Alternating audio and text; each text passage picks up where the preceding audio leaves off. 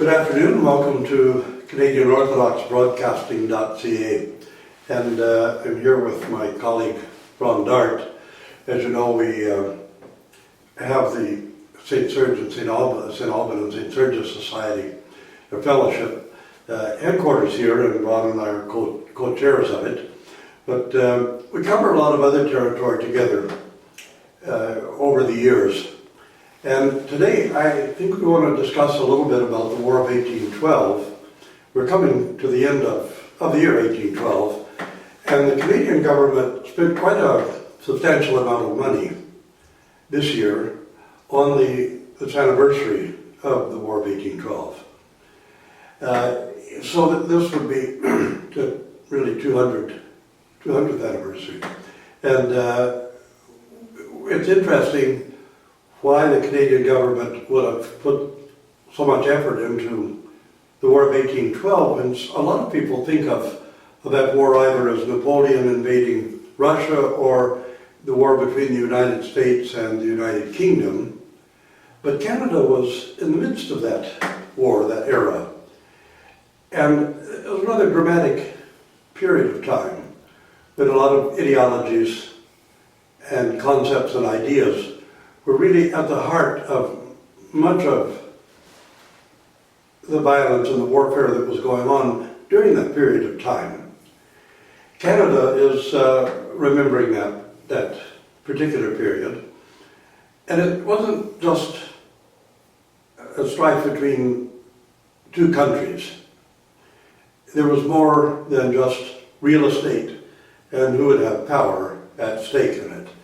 And I'm going to ask my colleague Ron Dart to explain to us really what was the other part of that war, that is, the ideological struggle that was going on at the same time, why the United States invaded Canada in 1812. And this, of course, really roots itself in the ideological differences between the two countries.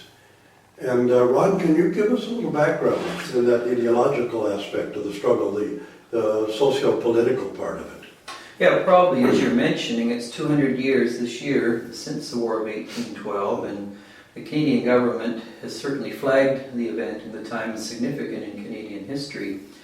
What probably has to, I think, be understood is there was obviously the literal War of 1812 that continued on for a few years. I grew up in Toronto, so in our schooling, we were constantly taken down to the Niagara, St. Catharines area, where sort of legends like Laura Secord and people like Brock and Isaac and all these people were seen as essential in understanding very important aspects of the Canadian genetic code, or DNA. Probably to understand the War of 1812 is to understand two different ways of perceiving how Canada and the US understood what it meant to be eventually Canadian or American. The American experiment was founded on a break from England.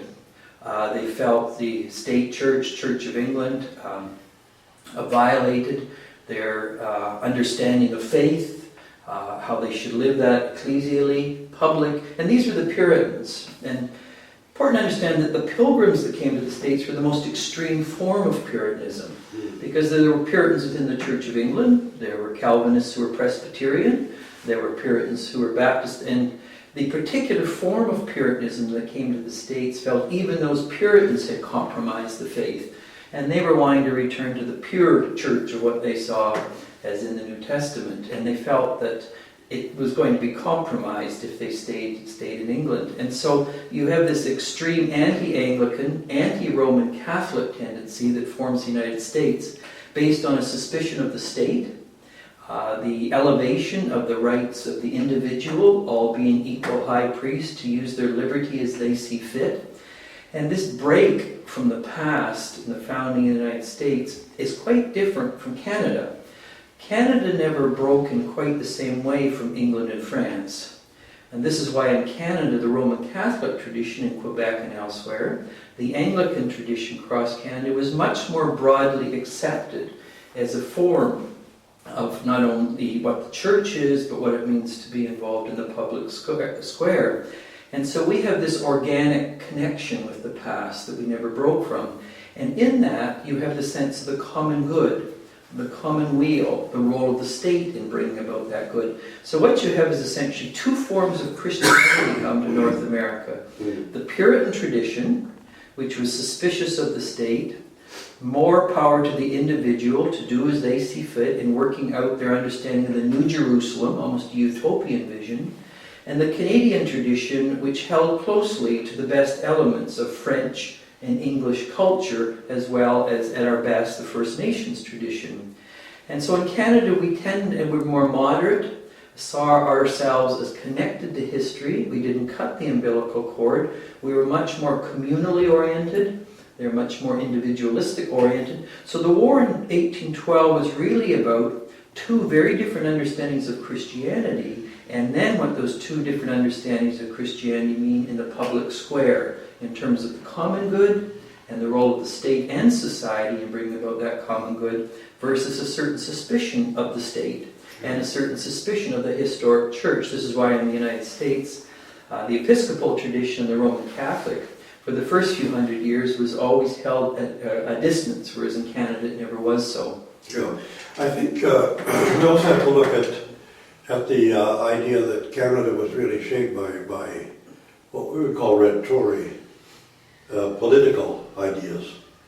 And in the United States, there was also this, most of the founding fathers, some of them were deists, some of them were, outright, just atheists.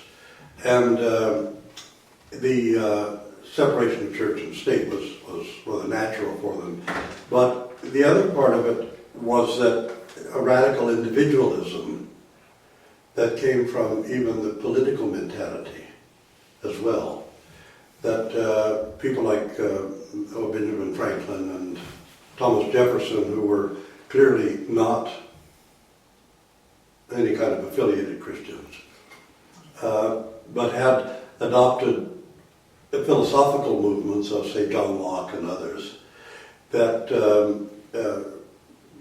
were more toward the elevation of the individual, but also the Puritan influence elevated the individual's interpretation of Scripture, and so the individual became a sort of a focus in the development of the United States. Whereas in Canada, from the political perspective, the Red Tory tradition, which looked at the commonweal of the common good, and also I would say more the Anglican tradition, which also looked at the common good. The Anglicans were the first religious body to really make a movement against slavery, for example. And they looked at it from a different perspective of what happens to this community of people who are being bought and sold as slaves. So the Red Tory tradition of commonweal and the Anglican tradition of the common good, as well opposing the radical individualism of the philosophical movements that helped form American politics. And some of it from Immanuel Kant, some from John Locke and other theoreticians of that era. Yeah, and also the Puritan suspicion of the state and ideas of individualism. So really individualism versus commonweal, to a certain degree, is part of what the dynamic was. Yeah, and there's a certain interpretation that came out of Louis Hartz's argument that there are these fragments from the European culture, and a particular fragment that came to North America was liberalism, and Canada and the States are really the same in terms of the liberal fragment from a more complex European culture. It was Gad Howard's in the mid-60s who said that's not the case, because in Canada there is a more leftist tradition. CCF, NDP are red or high Tory tradition. You get social liberalism of the Walter Gordon variety. So there's this empirical reality. And then Howard said, well, why is this in Canada but not in the United States? Well, he pointed out that in Canada, even though we do have this liberal tradition, the Lockean tradition, and many of the Hobbesian tradition, the others, we have what he calls the Tory Touch. And it is in that Tory touch, with its sense of the common good, the common weal, the good of one and all from coast to coast, and the role of the state in bringing about that, that distinguishes and defines Canada from the United States, who don't have in quite the same way that Tory touch that comes from a religious roots. Now, Gad Howards and people like that just want to explore the political side of the Tory touch. There is the spiritual side of Toryism also, which comes out of certainly the Anglican tradition. Interestingly enough, that red is the very color of the founding of the church. It's Pentecost, and so when we begin to unpack the spiritual dynamics of red, it takes us certainly into the life of the church, and then the church as it works itself out in the public realm, which is very different from Puritanism. And so it's with this Tory touch, and then it was Gad Howards who began to interact with George Grant on this in 1965 with Lament for a Nation, where George Grant, Howards called him a red Tory. But that tradition was much deeper into a spiritual grounding and rooting, and then it works itself out in the public realm as well. And so the Canadian tradition with its Tory touch has that sense of the common good, the role of society and state, but its roots are deeply religious. And so just to secularize red Toryism is to distort the meaning of red Toryism, because the very colors in the life of the church are red. Yeah, well, and partly I think one of the main things when the French Revolution took place, it didn't have too much of a spillover into Quebec, largely because the Roman Catholic Church in Quebec was ultramontane. It wasn't Gallican. It was related more directly to the Vatican and to the Gallican Church, and in the Gallican tradition. So that also had some substantial reflection in how Canada developed and unfolded. But you know, even the fact that Canada developed not by revolution but by evolution, and that Canadians have generally been quite comfortable with the monarchy, which we've maintained, or in Canadian fashion, indifferent toward it. But generally comfortable with its existence and it being a part of our constitutional system. Whereas in the United States, it would be unthinkable to have a constitutional monarchy.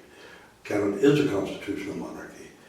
And that still has to do with the beginning of the Canadian Constitution, or that the purpose is to establish peace, order, and good government, whereas in the United States it's life, liberty, and the pursuit of happiness.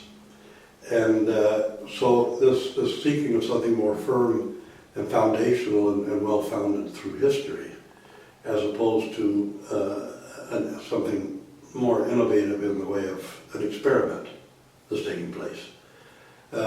With the development of Canada, what we now call the Royal Canadian Mounted Police being in the West when the settlers started coming in, so that we weren't founded by 6 guns and rifles, but rather founded in a much more civil manner. And that has always been a difference in the pursuit. And yet Canada has been, in many respects, more, not liberal, but left, rather than liberal. Yeah, the liberals are something else. Yeah, when you think of our traditions, both our liberal tradition at its best comes out of a form of concern with the common good emerging in the 1950s. Yeah. Our much older red Toryism or high Toryism comes out of the notion of the common good.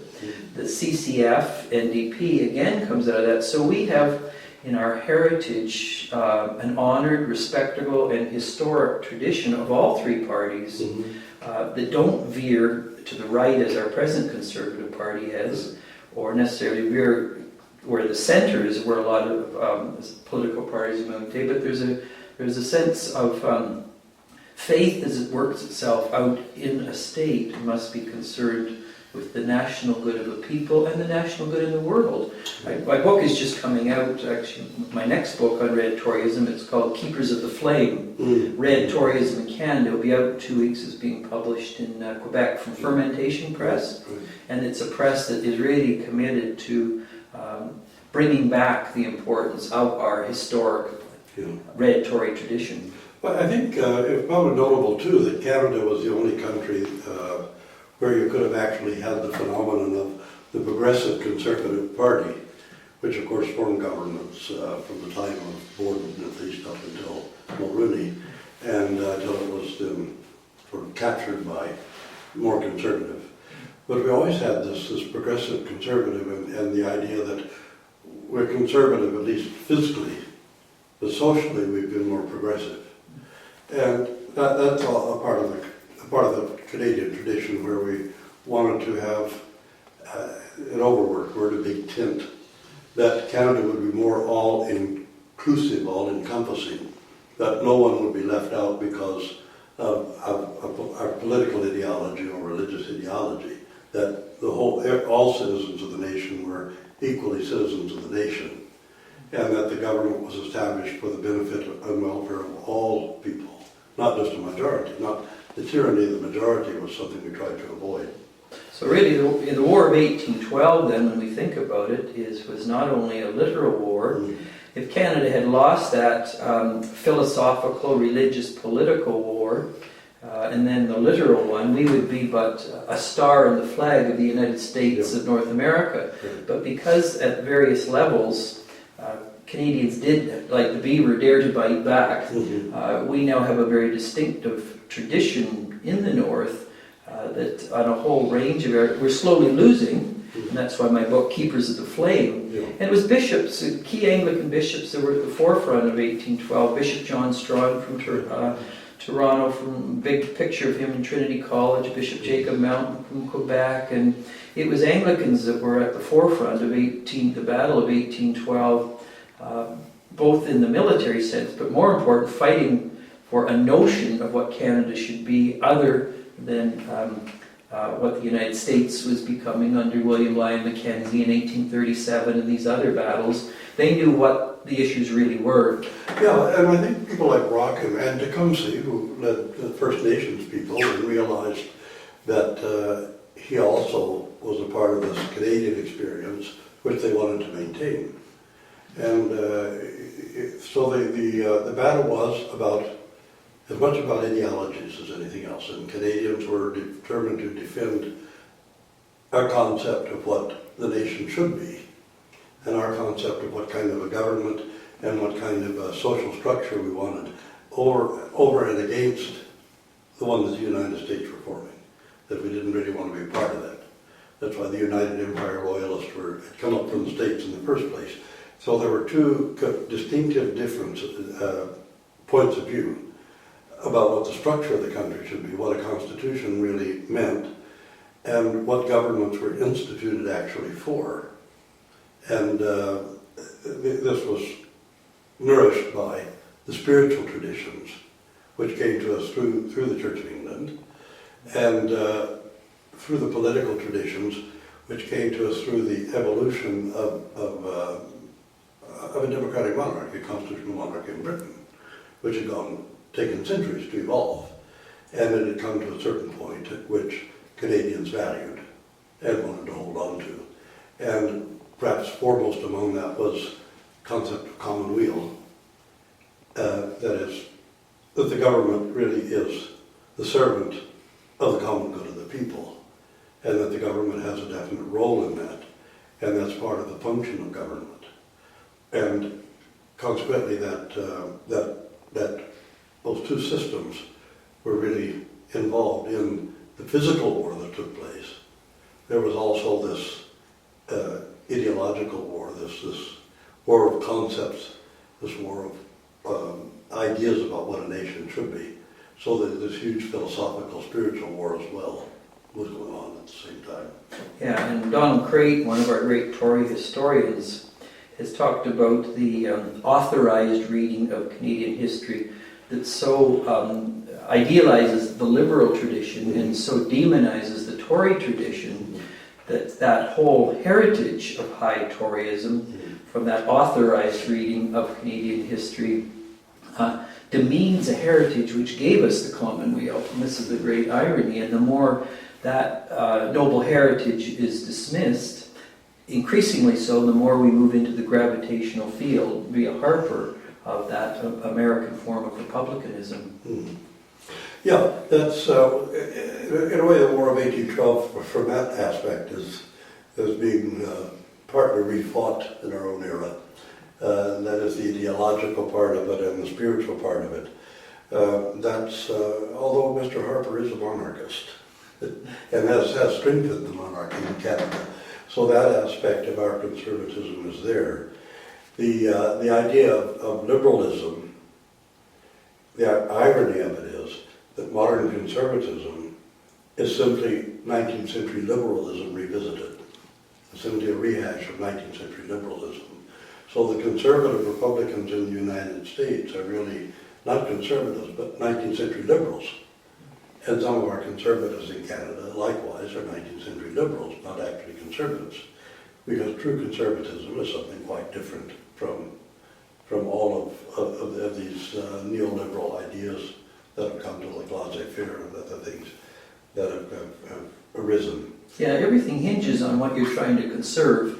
Yeah. At what period of time, what thinkers. If someone says they're conservative, my question is, well, what are you trying to conserve? Laissez-faire liberalism? Okay, well, that's a certain way of understanding conservatism, or common weal or common good conservatism. That antedates the Smith, Hobbes, these people. You know, I think that's one of the big things that Canadians don't learn enough about our own history, really, and about the ideas and concepts of our history.